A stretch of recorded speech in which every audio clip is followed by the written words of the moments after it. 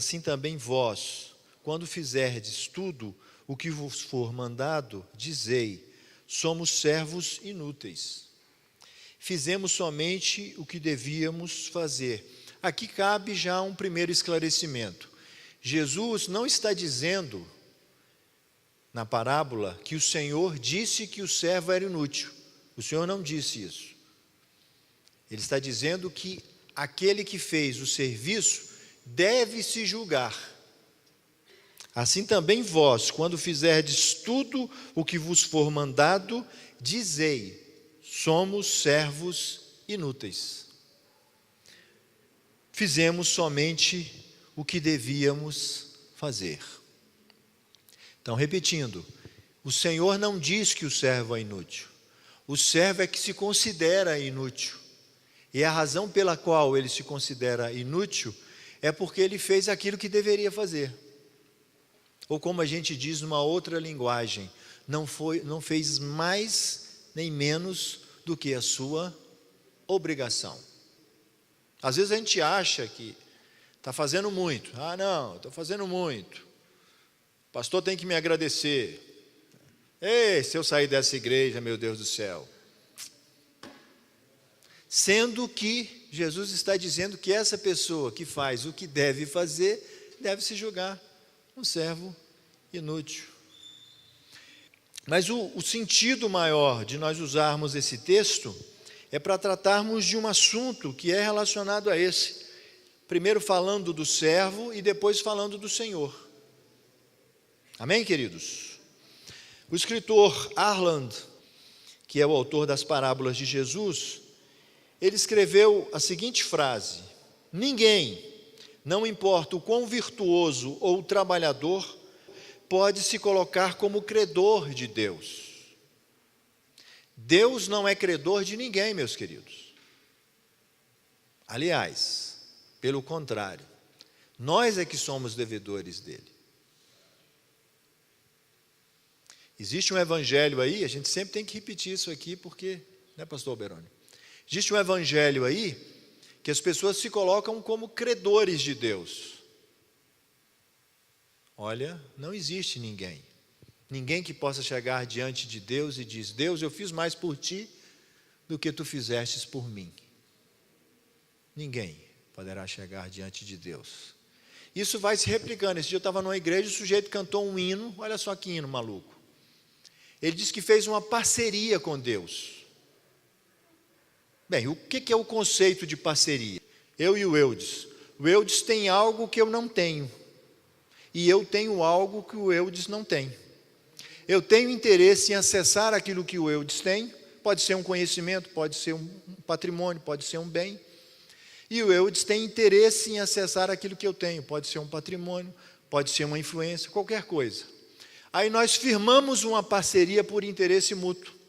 Porque ele vai ter vantagens em obter aquilo que eu tenho, e eu vou ter vantagens em obter aquilo que ele tem. Esse é o conceito de parceria, acordo de cooperação, ou qualquer nome que se queira dar. Quando eu chego e digo que tem uma parceria com Deus, eu estou querendo dizer o seguinte: Senhor, falta-lhe alguma coisa que só eu tenho. O que falta a Deus que só você tem? Nada. Nada. Adorador. Deus tem melhores adoradores do que eu, do que você. Crente fiel. Tem crente muito mais fiel do que eu. Não vou nem falar você. Muito melhor do que eu. Crente que trabalha na igreja. Tem crente que trabalha muito mais do que eu na igreja. Então Deus tem tudo. Deus não precisaria de nós para nada. Este é o sentido. É claro que Deus conta conosco. Deus deseja que nós estejamos na sua obra, na sua casa, fazendo aquilo que é preciso ser feito, fazendo a nossa obrigação, como foi dito no início. É claro que isso é uma verdade, mas isso não me dá o direito, nem dá o direito a você de se colocar como credor de Deus. Nós é que devemos a Deus. Tudo o que fizermos para Deus será nada diante daquilo que Deus fez por nós. A dívida que tínhamos para com Deus, diz a parábola, era impagável. Era um valor que nós não podíamos pagar, mas Jesus pagou no meu e no seu lugar. Este é o sentido da parábola, ou seja, nós somos servos de Cristo, nós somos servos de Deus, mas isso não nos dá o direito de exigir de Deus qualquer coisa. Isso não nos dá o direito de determinar que Deus faça qualquer coisa que eu queira, mesmo que seja uma coisa boa. Isso não me dá o direito de falar como alguns dizem aí, que colocou Deus na parede. Eu coloquei Jesus na parede. Ha, ha, ha. O diabo fica rindo dessas frases, porque são frases loucas, são frases malucas, que não refletem aquilo que a palavra de Deus nos ensina. Então ninguém pode se colocar como credor de Deus. Então Jesus coloca sobre nós esse grande desafio de compreender a impossibilidade de sermos ou fazermos algo que possa colocar Deus como nosso devedor. Deus não nos deve nada, nós é que devemos a Ele. Então o texto não está preocupado com o Senhor, mas com o servo, aquele que mesmo tendo feito tudo o que foi mandado, se posiciona, se coloca como um servo inútil, como alguém que ainda deve um pouquinho. Eu não sei se você se sente assim, mas eu me sinto assim. Eu já tenho nesta igreja aqui 34 anos servindo ao Senhor. Passei uns 2 anos fora em outra igreja. Mas a cada dia que passa parece que eu ainda não fiz nada. Parece que eu preciso fazer mais. Cada dia que passa, e olha que eu estou aqui há muito tempo, eu já vi passar muita gente aqui. Veio, foi embora, foi embora. Né? E eu continuei aqui, graças a Deus, né, irmão? Graças a Deus. É muito bom estar nesse lugar. Então, por mais que a gente possa ter feito, por mais que você seja um leitor da Bíblia, por mais que você evangelize, por mais que você tenha ganhado vidas, almas para Cristo, por mais que você tenha orado por alguém e tenha ficado curado, você é devedor de Deus. Amém, queridos? Mas vamos adiante. Essa expressão servo, ela aparece muitas vezes no texto sagrado. E a tradução mais correta desta palavra servo, que vem do grego doulos, é escravo. Olha só, para vocês terem uma ideia, sabe quantas vezes a palavra de Deus chama os crentes de cristão? 3 vezes. E a gente gosta de ser chamado de cristão, não gosta? Eu sou cristão. Eu me pareço com Cristo, sou cristão. Mas, somos chamados por outras coisas. Por exemplo, em Hebreus 11:3, somos chamados de estrangeiros e forasteiros. Em Romanos 1:7, somos chamados de santos. Em Efésios 1:1, somos chamados de fiéis. Em Efésios 2:19, somos chamados de concidadãos dos santos, filhos de adoção, feitura sua, gentios, herdeiros da vida eterna, herdeiros de Deus e co-herdeiros de Cristo, embaixadores por Cristo, somos chamados de amigos por Jesus. Mas doulos, escravos, nós somos chamados 128 vezes no Novo Testamento. Então a conclusão que eu chego é que os apóstolos ou os escritores sagrados do Novo Testamento se reconheciam muito mais como escravos de Cristo do que qualquer outra nomenclatura. E talvez se nós lêssemos o texto de novo, substituindo a palavra servos por escravos, talvez isso ficaria mais evidente, lendo apenas uma parte. Porventura agradecerá ao escravo, porque este fez o que lhe foi mandado? Parece que o texto agora tem mais sentido, né? Porventura lhe agradecerá ao escravo, porque este fez o que foi lhe mandado? Assim também vós, quando fizerdes tudo o que vos for mandado, dizeis, somos escravos inúteis. Fizemos somente o que devíamos fazer. A expressão escravo quer dizer homem de condição servil, ou metaforicamente, aquele que entrega a outro a sua vontade. Aquele que entrega a sua vontade a outrem. Olha só, veja se isso tem sentido na sua vida cristã. Ou aqueles cujo serviço é usado por Cristo no avanço da sua causa entre os homens. Esses são os escravos. Ou alguém que é dedicado a outrem, sem considerar os seus próprios interesses. Este é o conceito de escravo. E você pergunta, mas por que então que essa palavra escravo foi substituída por servo? Há um motivo, né? O livro de John MacArthur, Escravo, ele nos explica isso. Ele diz assim, em vez de traduzir doulos como escravo, essas traduções consistentemente a substituem pela palavra servo. Ironicamente, a língua grega possui pelo menos meia dúzia de palavras que podem significar servo. A língua grega tem 6 palavras que podem significar servos, e doulos não é uma delas. Então, na verdade, a tradução para servo da palavra original doulos é uma forçação de barra dos tradutores. Toda vez que é usada, tanto no Novo Testamento quanto na literatura grega secular, o seu significado sempre será escravo, apenas escravo. E ele explica mais, na Inglaterra do século VI, o termo escravo era geralmente usado para descrever alguém acorrentado ou encarcerado, sendo esta uma ideia bastante diferente da ideia greco-romana sobre a escravidão. Os tradutores das primeiras versões em inglês optaram então por uma palavra que entendiam melhor representar a escravidão greco-romana e sua cultura. Por isso que se traduziu para servo e não para escravo. Mas é preciso fazer algumas relações ou algum entendimento, utilizando a palavra doulos no grego e a sua visão pelos romanos, para que a gente tenha um entendimento melhor disso e para que a gente possa se posicionar como escravos de Cristo. A primeira ideia, a ideia dos romanos sobre a escravidão, era que o escravo era propriedade exclusiva do seu senhor. E Paulo nos dá uma ideia disso. Ele diz, porque fostes comprados por preço. Glorificai, pois, a Deus no vosso corpo. Então, esta propriedade exclusiva do Senhor decorre por um preço pago por nós. Deus nos resgatou da mão do valente através de um preço pago por nós. E Pedro vai dizer que foi não foi por coisas corruptíveis como a prata e o ouro que nós fomos resgatados da nossa vã maneira de viver, mas por meio do sangue precioso de Cristo.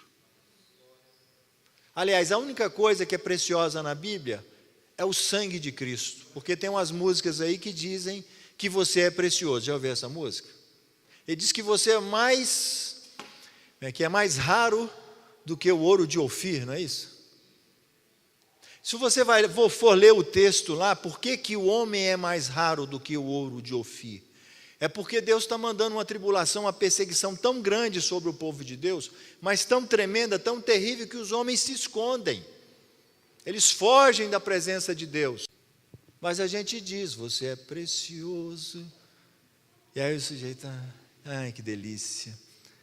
Meu Deus. Ah, se não fosse eu, Deus, se não fosse eu. O que seria de ti sem mim, ó Senhor? É isso que está acontecendo aí, meus irmãos. Vocês têm que ficar espertos com esse negócio aí. Então, o escravo era propriedade exclusiva do seu senhor. O escravo devia completa submissão ao seu senhor. Esta era uma ideia romana da escravidão.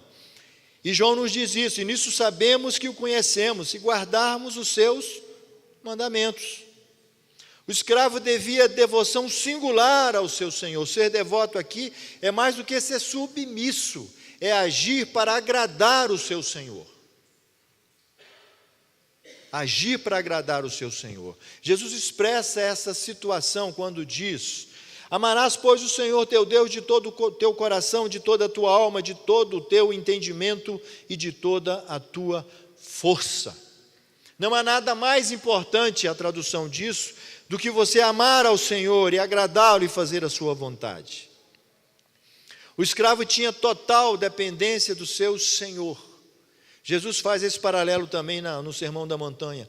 Portanto, não vos inquieteis dizendo que havemos de comer, ou que havemos de beber, ou com que havemos de vestir, pois a todas essas coisas os gentios procuram, porque o vosso Pai Celestial sabe que precisais de tudo isso, mas buscai primeiro o seu reino e a sua justiça, e todas essas coisas vos serão acrescentadas. O escravo tinha dependência total do seu senhor. Isso tem sentido na sua vida cristã?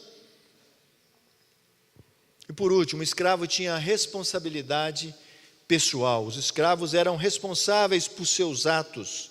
Conforme tratassem seus senhores, receberiam a justa recompensa. Poderiam até receber a alforria, serem libertados, mas poderia ser um rígido castigo, com açoites ou até prisão. E Paulo nos diz aos Romanos: assim, pois, cada um de nós dará conta de si mesmo a Deus. Todos nós temos responsabilidades diante de Deus. E o texto que lemos, então, coloca-nos pelo menos 3 verdades a respeito da nossa condição de servos ou de escravos de Cristo. A primeira delas é que o texto faz uma diferença entre quem é o Senhor e quem são os escravos. E ele diz isso no início do texto: qual de vós, tendo um escravo a lavrar ou a apacentar o gado, lhe dirá, ao voltar ele do campo? O escravo chegou do campo na casa. Aí o Senhor diz a ele: chega-te já, reclina-te à mesa. Não lhe dirá antes: prepara-me a ceia, cinge-te e serve-me, até que eu tenha comido e bebido, e depois comerás tu e beberás? O que você faria se fosse o Senhor? Provavelmente você faria como o Senhor aqui desse texto. Diria: o quê? Você chegou do campo? Não, não tem descanso não, vai lá preparar comida que minha barriga está roncando. Qual de vós diria diferente? Diz o Senhor Jesus. Então Jesus utiliza essa figura de linguagem em relação ao senhor escravo, para apresentar uma compreensão adicional a respeito da sua posição em relação aos seus discípulos. Ele é o Senhor e os discípulos são os escravos. Os discípulos o chamam de rabi, os discípulos o chamam de mestre, os discípulos o chamam de Senhor. Pedro diz que ele é o Filho de Deus. Há uma diferença entre eles. Jesus é o Senhor. Não como esse Senhor, nós vamos ver mais adiante, mas Jesus é o Senhor. Todos os apóstolos se referiram a Jesus, ou ao Senhor, ou a Deus, nesta condição. Paulo diz: eu sou escravo de Cristo. Ele diz em Romanos 1:1, em Gálatas 1:10, em Filipenses 1:1, em Tito 1:1. Ele sempre dizia: Paulo, escravo de Cristo. Escravo de Cristo. Tiago, irmão de Jesus, também se declarou escravo de Cristo. Pedro, na sua segunda carta, se declara escravo de Cristo. Judas, o irmão de Jesus, se declara escravo de Cristo. João, o apóstolo, João, o evangelista, também se declara escravo de Cristo. Também no Apocalipse, a expressão escravo é utilizada por João para descrever a relação entre cristão e o seu Senhor. Este ensino, então, questiona a prática cristã dos nossos dias, em que os papéis parecem estar invertidos, com práticas abusivas de uma chamada autoridade espiritual. Aqui é importante nós falarmos. Esta história, ou esta confusão teológica do poder da palavra. Eu digo e digo com fé e acontece. É isso que se diz por aí. A palavra do homem não tem poder, meus queridos. A única palavra que tem poder é a palavra de Deus. Então eu chego aqui e digo assim, eu profetizo que esta semana alguém aqui vai receber uma bênção. Que profecia é essa? Alguém aqui vai receber uma bênção essa semana. Alguém vai receber uma bênção. Tem uma multidão gigante aqui, a gente já viu isso várias vezes. Eu profetizo que Jesus vai abrir a porta de um emprego para alguém que está nessa igreja. Claro que vai. Quanto mais gente tiver, a possibilidade é maior. Então, essas são declarações. E aí o sujeito vai, ele sai da profecia, depois vai, eu determino. Eu determino. Eu estava vendo hoje uma apóstola chamada Sol. O nome dela é Apóstola Sol. Não sei se o pastor Oberoni já viu essa senhora. Essa senhora tem uma moça. E ela faz oração, pastor, para que as pessoas esqueçam aquilo que fizeram ou que foram. E aí chega uma senhora lá para ser entrevistada e diz: a senhora era fumante? Fui, 43 anos. Bebia cachaça? Bebi, 43 anos. Então nós vamos orar, você vai esquecer, vamos orar. Aí orou a primeira vez, e aí? A senhora já fumou? Ela, fumei, 43 anos. E a senhora já bebi 43? Não, vamos orar de novo. Aí ora de novo. E aí, Senhor, eu determino, esquece, não sei o quê, tá. A senhora já fumou? Ela falou, não. Mas a senhora disse agora há pouco que fumou? Ela, eu fumei por 45 anos.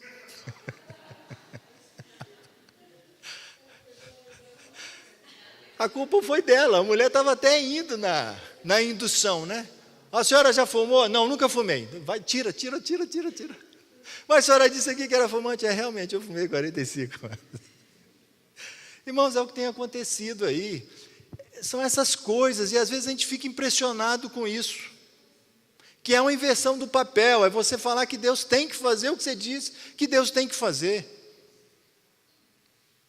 E eu não vi nenhum apóstolo fazer isso, ou escrever isso. Eu vi o pastor Oberoni? Nunca vi. Pelo contrário, eu vejo, os grandes apóstolos falarem que oraram por si mesmo e Deus não resolveu. A minha graça te basta, disse Deus a Paulo. Paulo se refere ao seu amigo que está doente, que está enfermo, e o pastor pregou isso lá na sede, naquele dia, e continua doente. Jesus está na casa de Simão, o leproso. Simão continua leproso. E Jesus está na casa dele. Talvez você não admitiria que Jesus chegasse na sua casa, você estivesse doente, e ele saísse da sua casa e você continuasse doente. Mas pode ser que isso aconteça.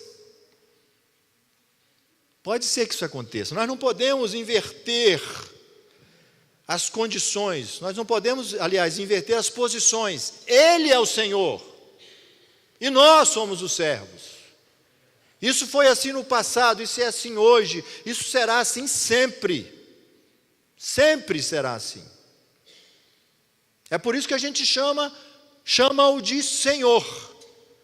Não é um nome de respeito, é um nome de submissão. A gente o chama de Pai, Pai nosso que estás nos céus. É um reconhecimento de que dependemos dele. Todos os discípulos, ou todos os escritores, pelo menos, que se manifestaram no Novo Testamento, se colocam nessa condição. E por que Jesus é o Senhor? Primeiro, porque ele pagou o preço.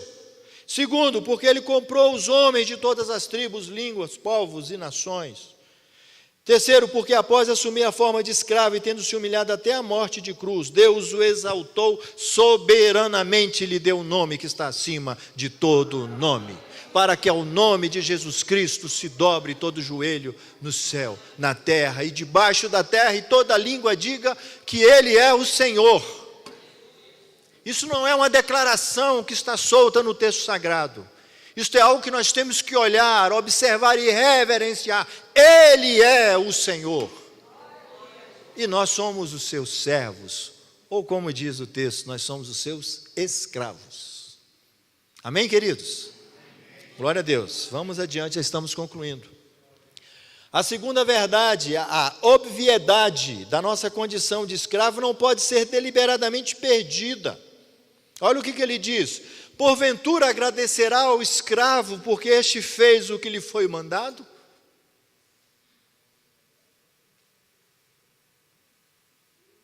Agradecerá?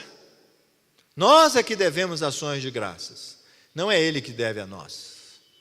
Nós é que temos que ajoelhar todo dia e dizer: Senhor, muito obrigado, eu te agradeço porque eu estou respirando, porque meu coração está batendo, porque eu não estou cego, eu estou vendo, porque eu estou andando, estou saudável. Eu te agradeço porque daqui a pouco vou tomar o café da manhã e aqui em casa tem café, tem leite, tem pão e tem outras coisas que eu posso me alimentar.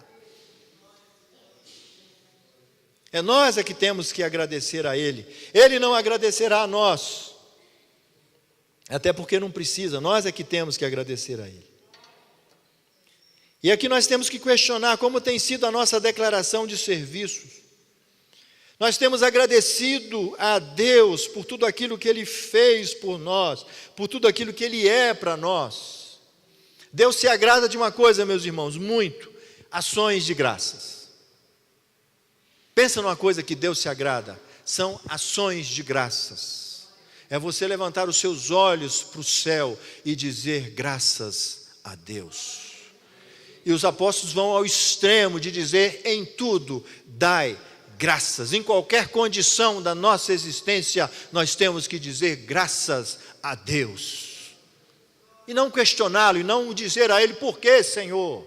Nós somos servos, Ele é o Senhor. Quando reclamamos de Deus, nós queremos inverter o papel. Quando murmuramos dele, nós afrontamos a sua presença, como o povo de Israel o fez e sofreu por isso. Não faça isso, não faça isso. Nós estabelecemos várias relações de trocas, como se o Senhor estivesse obrigado a atender aos nossos pleitos. Mas Tiago nos instrui, dizendo assim: pedis e não recebeis, porque pedis mal, para gastardes em vossos deleites. Paulo diz que o Espírito Santo traduz a nossa oração em gemidos inexprimíveis, para que aquilo que nós pedimos loucamente, fora de sentido, talvez a gente receba uma resposta correta de Deus, e não aquilo que nós queremos. É preciso então, queridos, entendermos que essa condição no texto sagrado é muito óbvia, é muito clara, não há dúvida sobre isso. Nós não podemos ter dúvidas em relação a isso. Ele é o Senhor, nós somos escravos, nós somos os servos. E a terceira verdade: é preciso compreender o que é esperado do crente.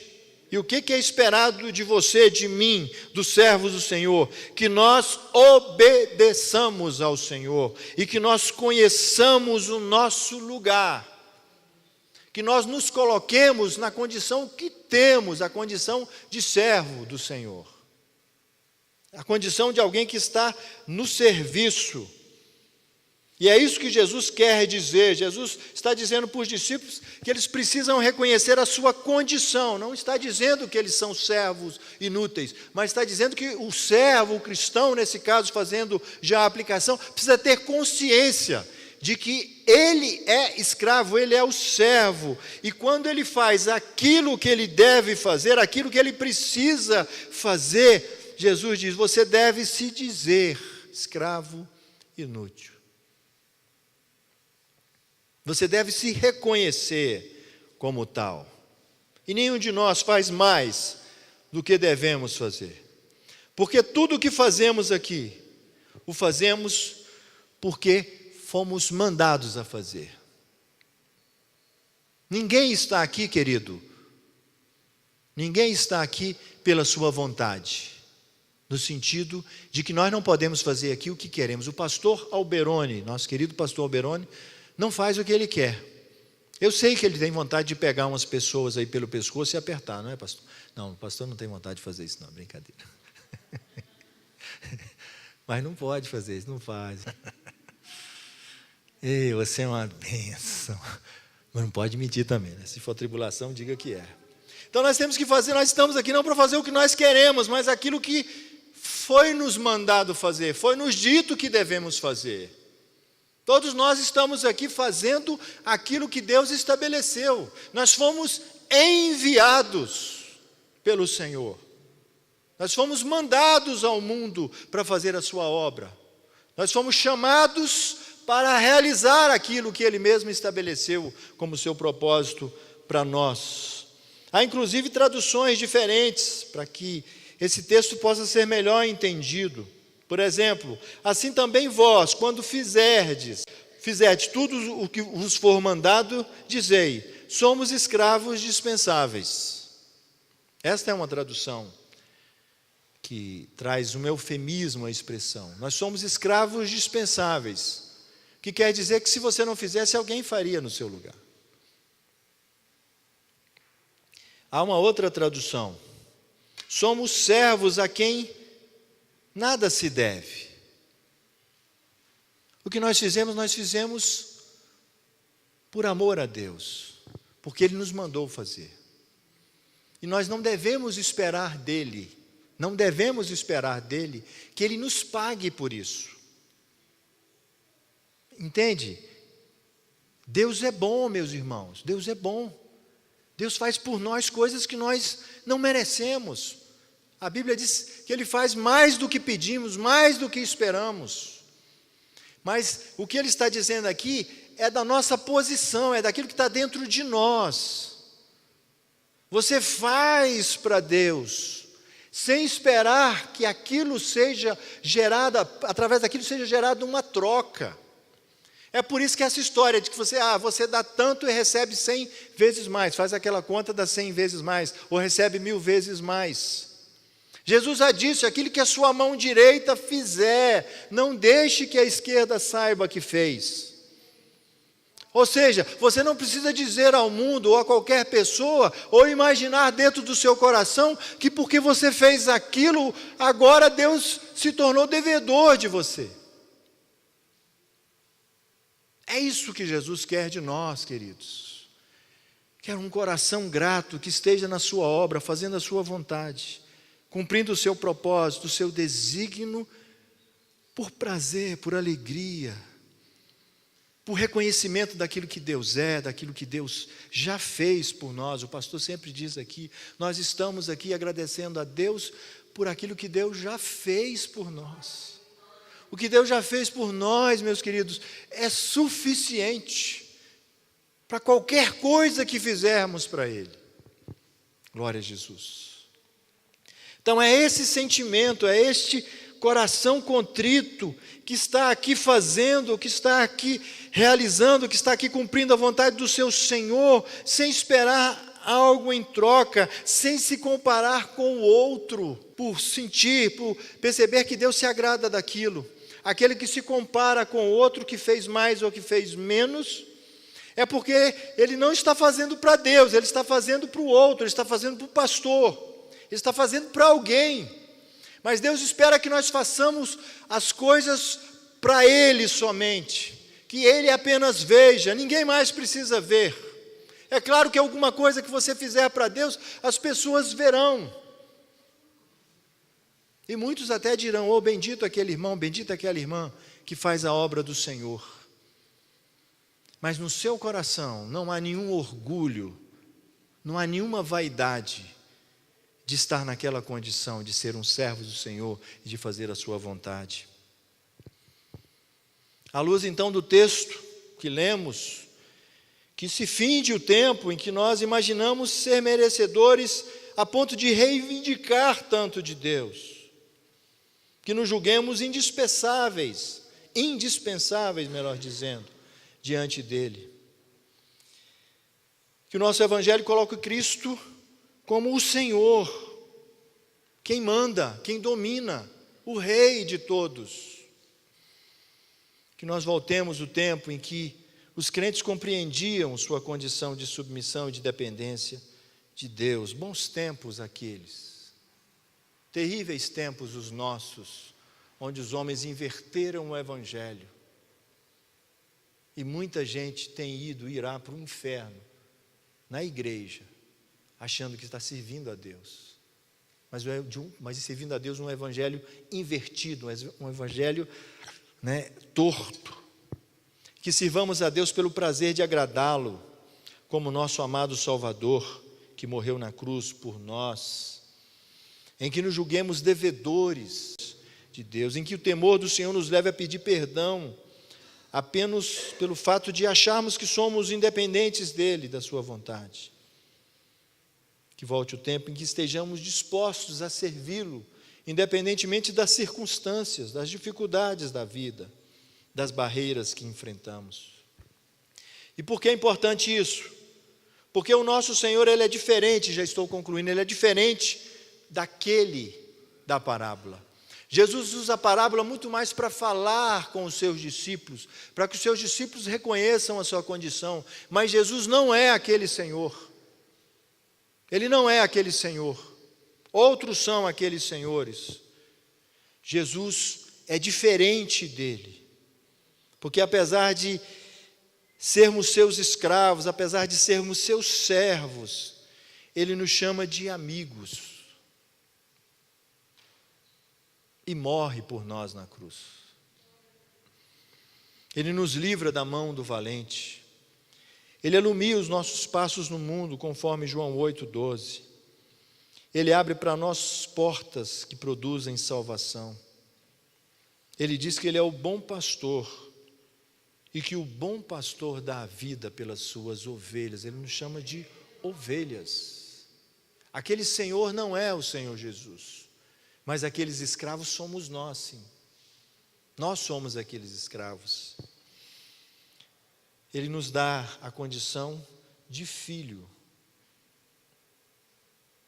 Ele nos dá a vida eterna. Esse é o nosso Senhor, que apesar de fazermos tão pouco para Ele, e às vezes achamos que é muito, apesar de sermos tão falhos, de não fazermos nem a obrigação, como diz o texto, mas Ele nos aceita mesmo assim, Ele nos recebe mesmo assim, Ele nos abençoa mesmo assim, Ele nos guarda mesmo assim, Ele nos conforta mesmo assim, por bondade, por misericórdia. Amém, queridos?